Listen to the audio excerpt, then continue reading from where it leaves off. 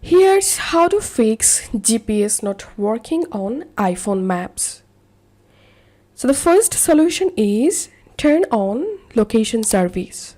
Go to your iPhone setting, tap on privacy, tap on location services.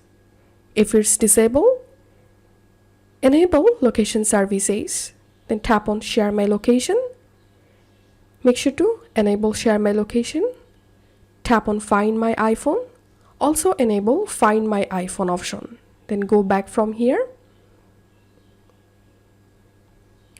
And here search for maps or iPhone maps or Google Map. Then tap on it and select while using the app. And the second solution is offload the Maps app. Go to General, tap on iPhone storage, search for Maps or Google Maps, tap on it, offload the app, reinstall the app and check the problem if fixed or not. And the third solution is reset all settings.